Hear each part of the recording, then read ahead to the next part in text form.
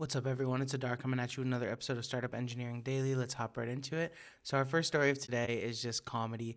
We have Palmer Luckey, who is the CEO of Anduril, also the founder and CEO of Oculus, which eventually got sold to Meta. And he's been having beef with Jason Calacanis, who is one of the hosts of the All In podcast and also one of the early investors in Uber and Robinhood and Calm and just an angel investor in general.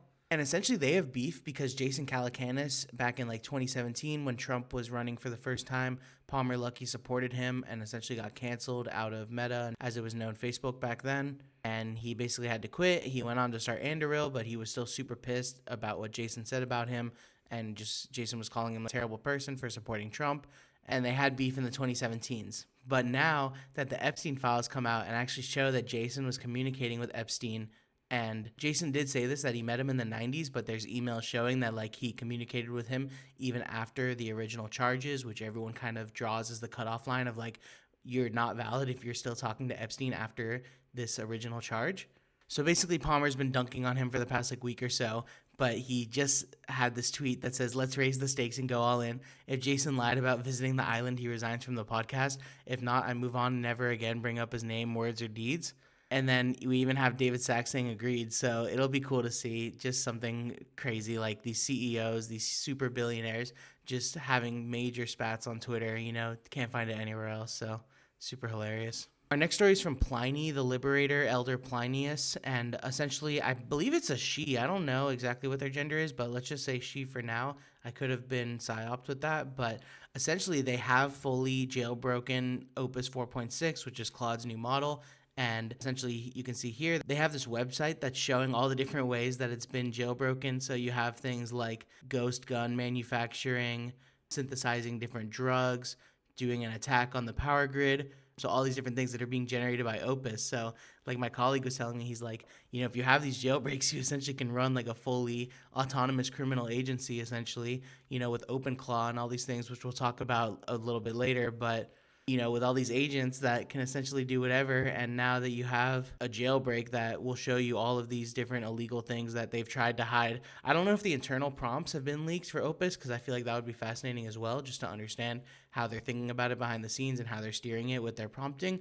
But nonetheless, the jailbreak is out. It'll be interesting to see how they patch it, how Pliny keeps updating. And, they've been in the jailbreak game like since the beginning. They're kind of like the head jailbreaker. So I'm not surprised that they managed to do it this quick, but it is very fascinating to see like how the LLMs work under the hood as well, and just how easy it is to crack them. Because they always do like this admin mode is how they convince the LLM that, like, to ignore the rules, is to go into this like God mode, essentially, where it just has access to all the information, or it thinks it's like role playing as like helping you create safety. It's kind of like social engineering the LLM in a way. Next, we have the story from Tom Disney. He says it's 100% real. Forward prompt to 1,000 MRR and growing. And essentially, he was using this website, DoAnything.com, which is one of these agent competitors, like AI.com, which just launched with the Super Bowl, and Pokey or Poke and all these different services where you basically can just text an agent and it'll work for you. This guy was using DoAnything. He just said, make an AI influencer.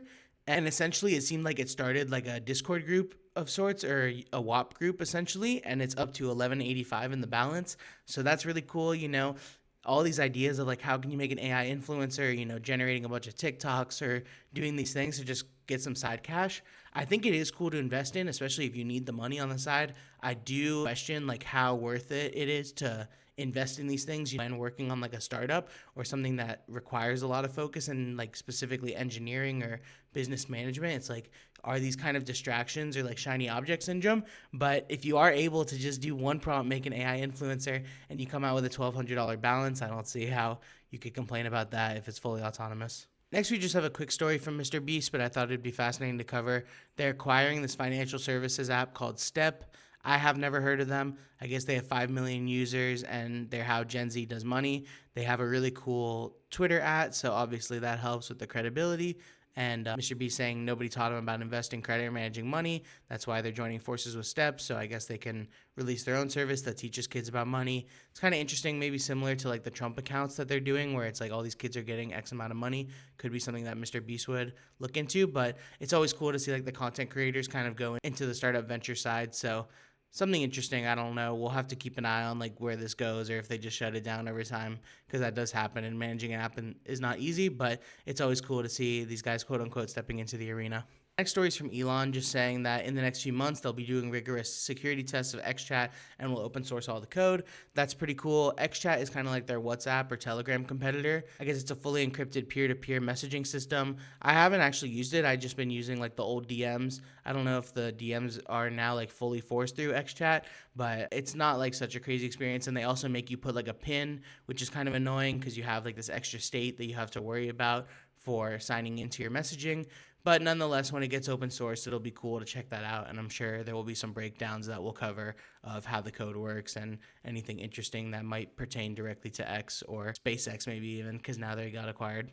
And then the last story is just this interesting tweet from GitHub. So they've been rolling out, I guess, GPT 5.3 Codex to GitHub Copilot, which is obviously a model from OpenAI, which is a partner of Microsoft's. I think they've had some swings up and down, but they are still partners as far as I'm aware.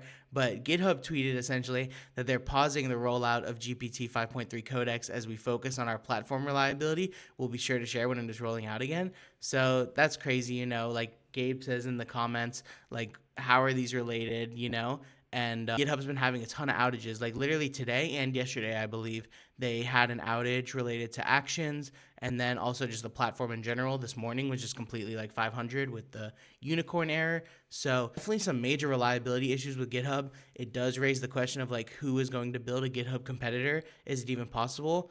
I definitely think it is in the age of AI, now that all these companies like Cognition and Linear are building code review directly into their applications. I think code storage or Git repo storage could definitely be next on the chopping block of things to accomplish. And it's kind of like, why not have the extra reliability if you just need to push to multiple places, or like they control the GitHub backups, but they also have their own internal Git repository that they use to make sure they can handle downtime. Kind of similar to how Vercel AI Gateway would transfer traffic for Anthropic models over to Bedrock when Claude would go down. Something interesting to think about. And I know a lot of people want to replace GitHub because of the reliability issues. And I understand why people would be pissed about that. So we'll have to keep an eye on that as we move forward as well. This kind of stuff interests you and you want to talk with some like-minded people, join the Audionato Discord in the description. Thanks.